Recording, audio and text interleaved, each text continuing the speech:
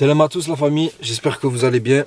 On se retrouve aujourd'hui pour une nouvelle vidéo, un nouveau débrief. Avant de commencer la vidéo, je vais vous demander de liker, de partager et de vous abonner si ce n'est pas encore fait. Merci à ceux qui le feront.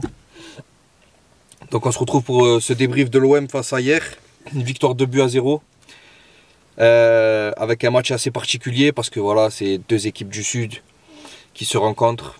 Une équipe de hier qui est en National 3, qui est 6ème de son championnat, mais avec 6 Marseillais dans l'équipe. Donc je pense que ça a été un match particulier pour eux. Jouer contre l'Olympique de Marseille, c'est toujours quelque chose de palpitant pour un Marseillais. Et qui plus est à Martigues, donc voilà, c'était comme si on était à Marseille, hein, on va pas se mentir. Donc voilà, un match où tu as été au-dessus de la première à la 90e minute, que ce soit à 11 ou à 10, avec l'exclusion de Bailly. Bon, j'espère qu'il ne va pas prendre énormément de matchs. J'ai vu entre 4 et 6 matchs, déjà pour moi c'est énorme, même si voilà, la blessure elle est grave, que je lui souhaite un très bon rétablissement au joueur, je ne sais même pas comment il s'appelle, mais voilà. Mais de là à prendre 6 matchs, ouais, entre même 4 matchs, c'est énorme pour moi. Je dirais que tu prends 3 matchs, voilà, il n'a pas fait exprès, il n'a pas voulu lui faire mal. Il a mis le pied, il n'a pas voulu lui faire mal, voilà. Donc franchement, 4 matchs ou 6 matchs, pour moi c'est excessif. Tu mets 3 matchs, allez, à la rigueur, bon ça va, pour la gravité de la blessure, si tu mets 3 matchs, mais pas 4 matchs, il y a encore moins 6 matchs. Donc voilà, donc à part ça, l'OM qui ouvre le score par l'intermédiaire de Alexis Sanchez sur penalty. Donc on voit la réaction du gardien quand Sanchez ose mettre une Panenka, parce que monsieur n'a pas le droit de mettre de Panenka maintenant. Là c'est... Des fois le monde amateur, j'ai l'impression que on est dans un autre monde. Wallah, on est dans un autre monde, les frères. Le mec, frère, il a l'un des... Comment dire? En face de lui, il a un joueur de classe mondiale. Il lui met une Panenka. Il veut se lever, il veut faire la bagarre avec lui. Non mais sérieusement les frères, c'est logique ce que je suis en train de dire. Le mec, il lui a mis une Panenka. Frère, Buffon, il a pris des Panenka. Buffon, frérot. Wow. Buffon, il a pris des Panenka. Et toi, tu prends une Panenka, tu joues en National 3, tu te lèves et tu veux aller faire la bagarre avec Sanchez. Mais tu es un fada ou quoi, toi, voilà. Mais tu es un fada, toi, ou quoi? Ah, mets-toi un peu du plomb dans la cervelle, Amino. C'est un fada, lui. Bref, donc voilà, on ouvre le score. Deuxième mi-temps un peu poussive. Franchement, bon, après on est à 10, c'est un peu compréhensible aussi parce que il y a une équipe qui essaye de jouer en face, mais qui a du mal. Nous, on est à 10.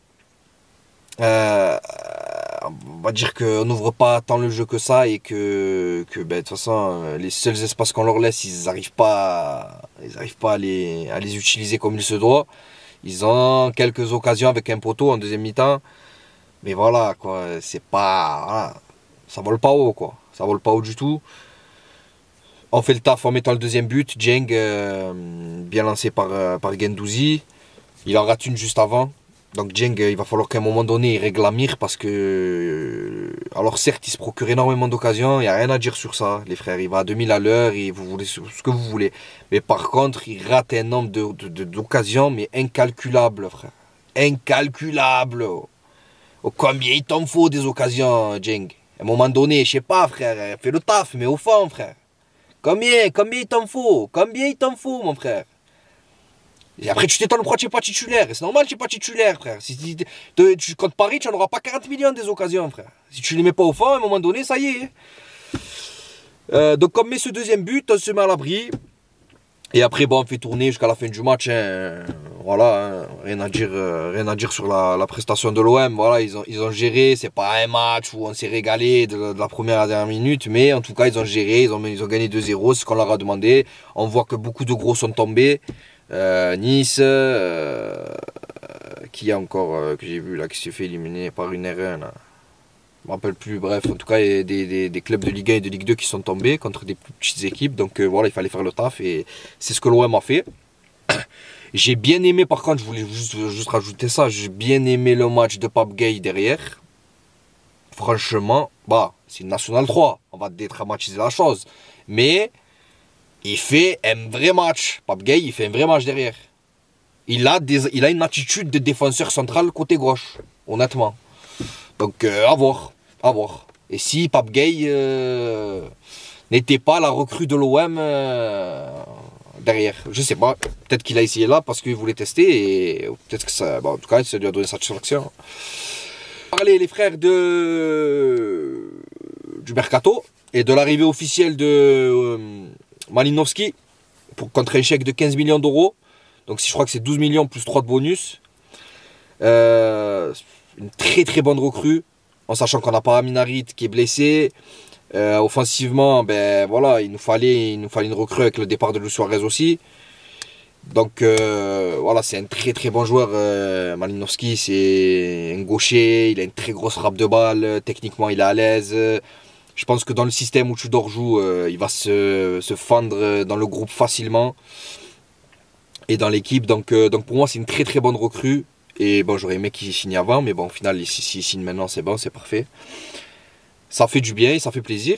Et une deuxième. Donc d'après les informations que j'ai pu avoir, l'Olympique de Marseille serait sur un numéro 9, qui plus est de Ligue 1, et qui a de la bouteille en Ligue 1. Donc voilà, moi, de ce que je vois sur Twitter un petit peu, à droite à gauche, on va pas se mentir, il y a deux noms qui ressortent et deux profils. Il y en a un qui est plus intéressant que l'autre pour moi. Il y a Andy Delors. Donc Andy Delors qui est sur le départ de Nice, qui devait déjà signer à l'OM au mercato estival de l'année dernière. Ça ne s'est pas fait au final. Il a préféré signer, enfin il n'a pas préféré signer à Nice, mais il a signé à Nice parce que l'OM ne voulait pas mettre le prix. Sauf que là, voilà, il est un peu pris le cul entre deux chaises parce qu'il s'entend pas avec Lucien Favre. Et donc je pense qu'il aimerait un challenge à l'OM. Hein. De toute façon, on sait très bien qu'Andy Delors est un supporter de l'OM, que vous le vouliez ou non. C'est un supporter de l'Olympique de Marseille. Donc je pense que si l'OM vient avec la ferme intention de le recruter, il va venir en courant. Mais moi, je préfère la deuxième piste, qui pour moi est le meilleur attaquant de Ligue 1 depuis... j'enlève Mbappé. Hein. Mais depuis 2-3 ans, c'est le numéro 1 en Ligue 1. Pour moi, c'est Wissam Ben Yedder, qui est pareil, qui est sur le déclin à Monaco. On ne compte plus trop sur lui, malgré qu'il marque quand même ses buts. Voilà, donc moi, j'aimerais énormément que Wissam Ben Yedder signe à l'OM. Il aurait pu signer déjà il y a longtemps sous Bielsa. Au final, on avait refusé de lui recruter. Peut-être que ce sera la bonne chose, peut-être que ce sera le bon moment pour faire Wissam Ben Yedder et pour le faire venir à l'Olympique de Marseille. Et en plus, il nous faut un numéro 9, donc ce serait parfait. Voilà, on verra bien. En tout cas, très content de la victoire, très content du mercato pour l'instant, avec des prêts, le départ de Isaac Touré en prêt, Luis Suarez qui est parti. Le petit Targaline aussi qui est parti. Donc voilà. Le mercato il avance petit à petit comme tout le temps avec Pablo. Au final on n'est jamais déçu. Donc j'espère que ça va continuer comme ça. Et voilà, on va se retrouver la semaine prochaine pour le match contre 3. Ça va être compliqué sans Bailly. Il n'y aura pas Bailly, il n'y aura pas Tavares. Donc il va falloir qu'il trouve la mayonnaise. Tudor avec les joueurs qu'il a, mais bon, on verra bien. Bon, après c'est que 3 en face, c'est pas non plus Paris, mais voilà, on verra bien comment ça va se passer. Sur ce les frères, en tout cas merci beaucoup à tous ceux qui ont regardé la vidéo jusqu'au bout. N'hésitez pas à liker, à partager et à vous abonner surtout, et dites-moi en commentaire ce que vous avez pensé du match et du mercato de l'OM.